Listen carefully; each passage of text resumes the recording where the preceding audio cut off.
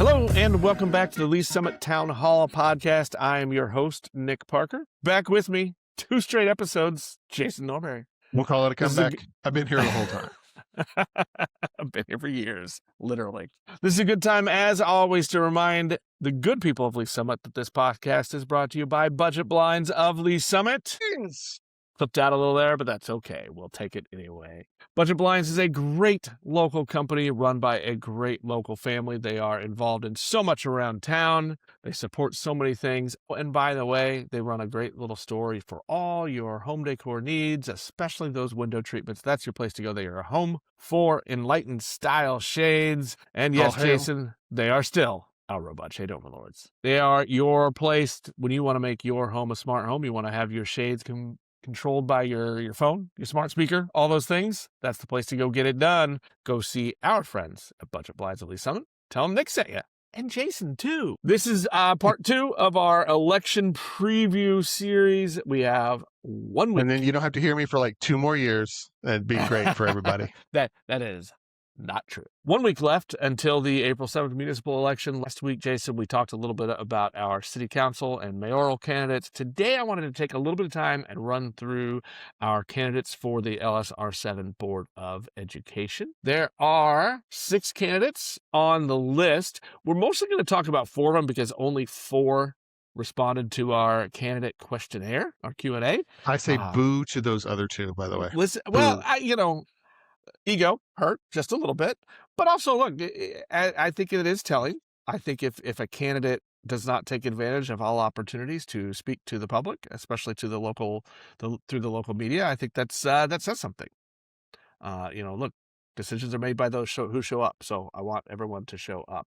Our candidates are, and because Jason requested this, we will be listing in reverse alphabetical order. This is just for you, Jason. Finally, says the guy with a name dead in the middle of the alphabet that's always in the middle of the list.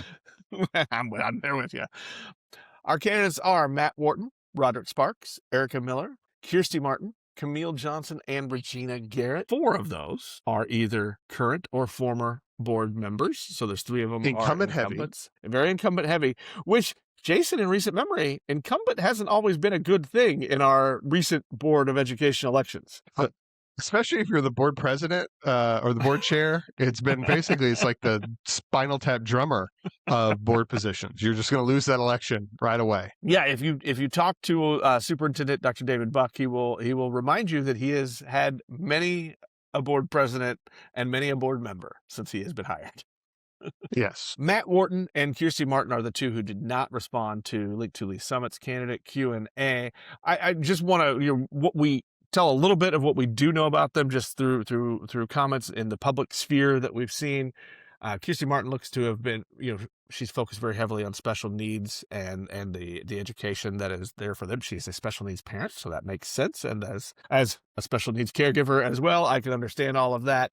Matt Wharton primarily seems to be focused on Prop C and the use of tax dollars in the district. Although I think it's worth noting, Jason, he doesn't actually appear to ever really take an overt stance on whether he supports the ballot issue or not. All right. Everybody else who mentioned Prop C in their campaign materials that we could see, 1, they were all in favor of it, but 2, at least took a stand, one side or another. And it's interesting, at least to note, that he didn't take a stand on that one as it goes through. So just an unusual thing, but that's the best we can give you for those candidates because they didn't fill out the questionnaire for us to look at. The 4 who agreed, look, hey, we just had opening day for baseball, so I'm going to use this analogy. The 4 who agreed to play ball, we're going to talk about. I got it. I know. When you have to explain the joke before you do it, yeah, really, it's not really good. The best humor, really the best humor that you have to explain before, and then probably follow it up with see, this was a joke, and you should find it funny on the backside. Really, that's the joke sandwich that you're shooting for. Right. You got to set it up. Got to put the ball on the tee. As we said, I think it's worth noting that Sparks, Miller, Johnson, and Garrett are all either current or former members of the Board of Education. Roderick Sparks is a former board president, one of those who ran for re-election while sitting in that president's chair and didn't quite make it. Look at these 4 candidates. minor differences in their lists of priorities. We always ask about different issues and to prioritize for themselves what they think are most important for the district. And all appear to really have a lot of the same perspectives on the issues surrounding our school district. And by and large, their answers to our questions were pretty similar. And there doesn't appear to be a wedge issue. I think in recent memory, there's kind of been some wedge issues surrounding our district and our candidacies for Board of Education. Even just 2 years ago, there was some disagreement, I think, about support of Superintendent Dr. David Buck. There doesn't seem to be that this time around, which I'm not saying is really, that's not necessarily a bad thing, but what does that mean for voters, and what do voters take away from that as they try to differentiate between candidates? So I think there's a number of ways you can look at it, and none of which are particularly uncomplimentary. But they're things. I think one is they're generally positive. Like things are pretty good, right? The district is doing fine. Like scores are good. The football team's winning. Lee Summit High School just won the football state championship. Whatever. It's positive, right? The vibes are good as a whole, and so nobody's out there dealing with that. And so there isn't in that. I mean, to contrast it a little bit with the city council races, right? For the last 8 years, there's been a singular person who's kind of been at the center of city council politics. It's the mayor, Bill Baird. And there are those who like Bill and those who don't like Bill or don't like all of Bill. They want to either differentiate themselves from or align him, parallel themselves to what's been going on in the city. And that's a way that that's a good lens to which to view the candidates for those races in many cases. Here, you don't have nearly as much of that. And so you've got to pick nits, but I think that that's generally speaking, a sign that people are generally very happy that we don't have those wedge issues, that we don't have the out loud stuff that's on the front of everybody's mind that people are having strife about. I mean, we've seen all sorts of things. We had the conversation about books at one point or another. We've had conversations about DEI. We've had conversations about the superintendent. Boy, have we had conversations about superintendents there. So I think it either means in general, people are probably in general, the public sentiment is pretty good. And I think the candidates are a reflection of that. Or alternatively, there are candidates with subterranean agendas that they're just smart enough not to say anything about out loud, though I don't put a lot of stock in that last one. I'm not a big conspiracy theory guy. But we can deal with those sorts of things. So we're forced, I think, at a lot of times to look not only at what they say, but then what does this sort of mean in the bigger picture, right? So the only thing in the questionnaires that really stood out to me in terms of differentiating it wasn't even necessarily the subject matter, but how they addressed or what they chose to address. So one of the questions we asked was about the potential actions by the state legislature, and the two big topics that have come up over time, and I think one gets more traction than the other this year anyway, are the current action or momentum, we'll say, towards repealing the state's income tax, and then the other one, which I have not seen as much coverage of this year, is about school choice. And so of the 4 people that filled out their questionnaire, 3 of them chose to really address their answer in that question. And so in the question, we asked both. These are topics from the legislature, yes, and yay and nay. Yeah. I think it was one question that just said, as school choice and possible repeal of the state income tax gain traction in public conversations, how would you plan to communicate with constituents to alleviate fears and maintain confidence in the district's ability to provide the best education for all? And what would your message be? Right. And so 3 of them chose to tackle the subject of the possible repeal of the income tax, and one of them chose to frame their answer under the banner, the conversation about school choice. Now, you can read into that whatever you will. I think some of within their answers, one of the candidates' answers and regarding the school income tax was, I think, pretty clearly against the idea.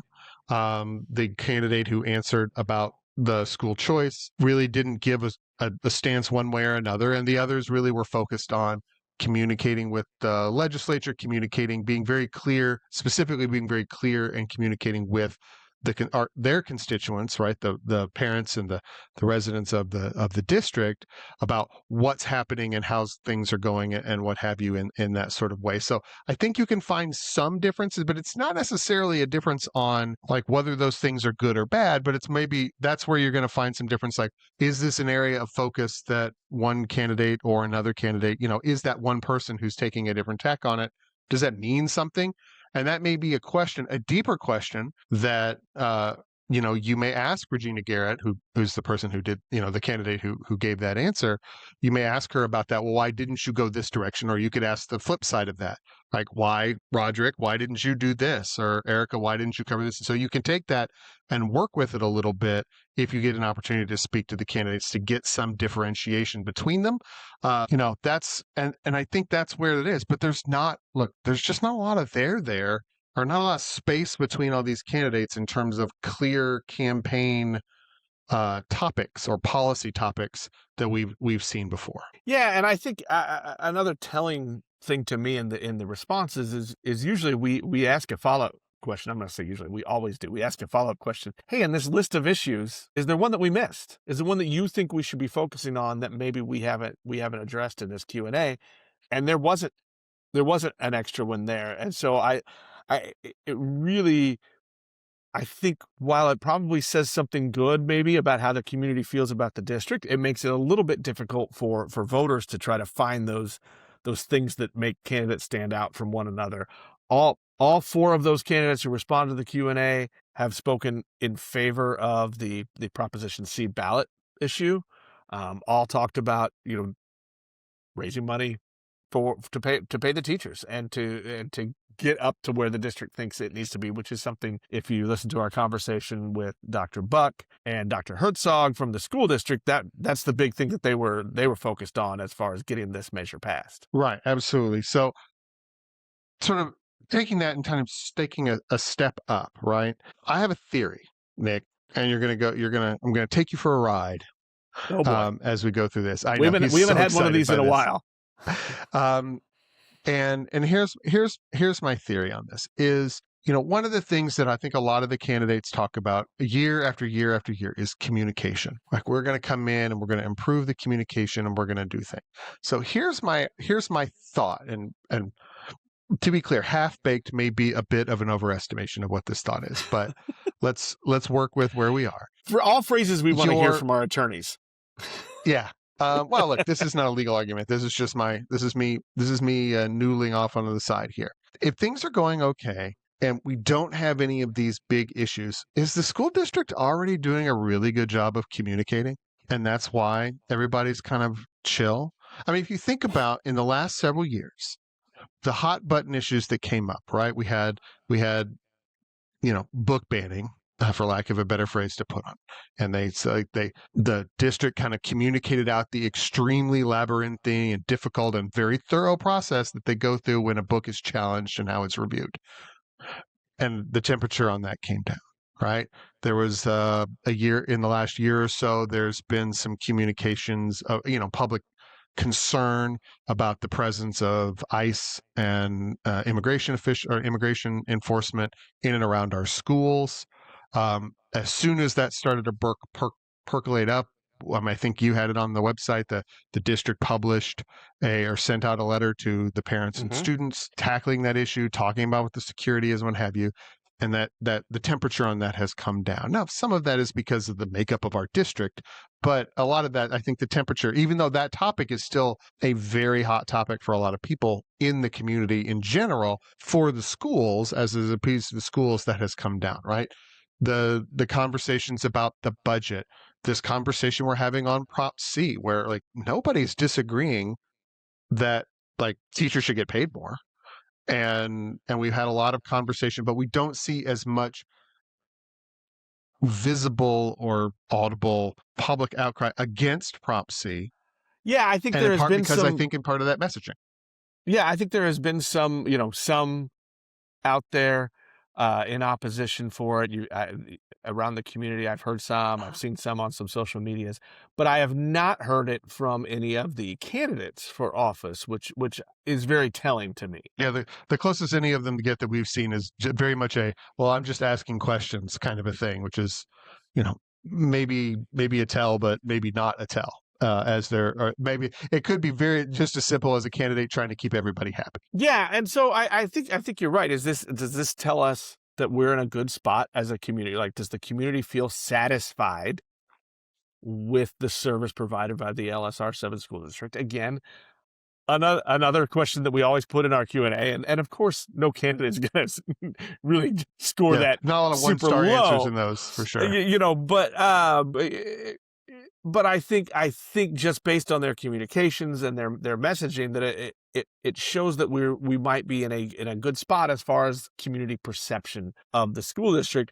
But for our job, Jason, and for the job of voters, it makes it a little bit difficult to try to differentiate as you look to see who you're going to choose and pick as you head into the ballot box. So that, with 1 week left, what questions still are out there? What do voters still need to know? I mean, I have one that I want to hit, but before I get to that one, what else do you think we still need to know before we can make a decision? I mean, I think I'd love for voters to chime in on comments on this podcast or on the Link to Lee Summit website or through the social media.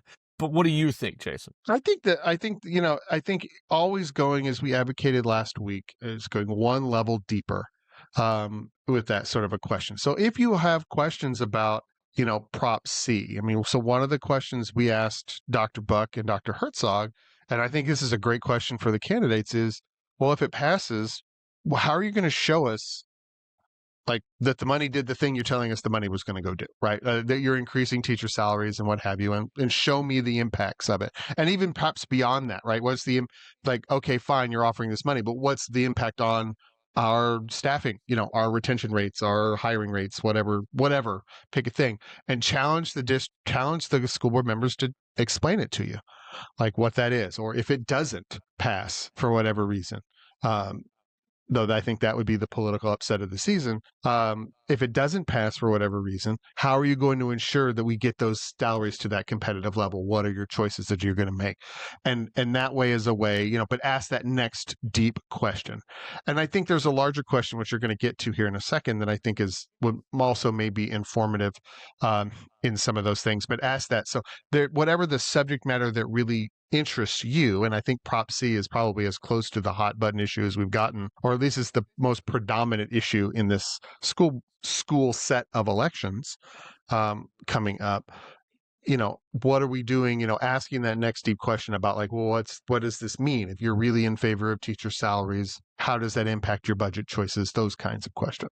Yeah, it was interesting. I had a conversation recently with my son, who is in college now, and we were talking about candidates and different things, and he had been talking to some candidates for his student government group on his campus, but we talked about the importance of when you hear a candidate make their statement of, this is the thing I'm going to do, this is the thing I support, how important it is for us as voters when we have a chance to meet with them to ask the next question. Okay, you want to make this happen, how?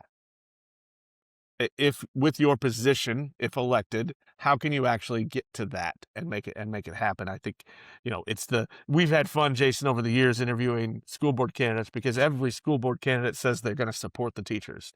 And it's kind of always an important question and a fun question to ask. As a board member, what options do you actually have to do that and to make that, to provide more support, or what support are you talking about? Because you really are kind of limited in what you can do from a Board of Education. I think for me, the big thing, Jason, while it's not a now issue, I think it will continue to be a topic of conversation. And that's the legislature in Missouri, their push for this income tax repeal, all the talk about it. But I think the reason it ties back into who we're looking at as candidates is, as that conversation in Jefferson City continues, who do we want of this group of candidates? Who do we want as to be our leader, to represent our district and to advocate for our district in Jefferson City, to influence what happens there? And I really think that's a key thing that we can look at. We asked our candidates a little bit. If you go to linktolleasummit.com, you can read their answers. We did ask them about their background in representing and advocating for things like a school district, but really look at that. Who do we think can be effective to make sure our district is protected no matter what decision is made in Jefferson City? Right. And I will this is about 1/3 joke and 2/3 serious. The problem is not our school board or our school district. It's the state legislature. They are the ones who have consistently, I mean, we're talking 30 plus years, and farther back if you really want to push back till, but I mean, since the legalization of the casinos, the state legislature has consistently, time and again, attempted to undercut and undermine public education funding in the state. And it has been a tireless and often thankless job for all of these districts to kind of go in and deal with that sort of thing. And the prospect of repealing the state's income tax is going to have massive impacts on the state's funding and their ability to fund all of the priorities that they claim to have. And making sure that our district, both from Jeff City, right, making sure that the state sticks to its commitments to fund public education, number one, but also two, and I think perhaps even more importantly at that point, how is the district preparing for that possibility, right? What are the changes that are going to need to make? And then you get into some really difficult questions about, like, if we lose a certain chunk of money from the state, every district in the state will suffer a similar fate. But if we're going to lose that kind of money, what are we going to do about that? That's less money in. Does that mean that the school board is going to go in and attempt to balance that by raising property tax rates or sales tax rates, or are they going to cut services or fund certain programs and not others? And then we get into a lot of those sorts of things, and that's where that conversation comes in. So not only on the how are you advocating now, to be as frank as I can be, to prevent that from happening so that there is no shortage of funding for the district from the state, but then further, how are we going to, who is it that we're going to look to be our leaders in dealing with the communication and the processing of making those budget adjustments if that happens? Right. And that really gets down to we are choosing a leader, and we're choosing people who can represent us at those levels. That's really kind of, I think, a good summation of what we're looking at as we head to the polls in a week. A week from Tuesday, we will choose that. Remember, we are voting for our LSR7 Board of Education, each of our districts in the city council, mayor, Proposition C for the school district, and also, Jason, we have a judge's race. Unopposed, but we have a judge's race. Well, you will vote for that judge and you will like it. Once again, it's like you in District 1 have to vote for your candidate, and just too bad otherwise. District 1 council and our municipal judge are both unopposed. Every other district for city council has an opposition and race. And remember, in District 4, if you live out east in District 4, you have to vote twice for both a 2-year seat and for a 4-year seat. You can head to linktolleasummit.com, read all of the Q&As. Every single city council candidate responded to our Q&A, even District 1's Mia Pryor, who does not have an opponent, and as well as our 2 mayor candidates. That'll wrap us up for this week. We'll talk to everybody next time.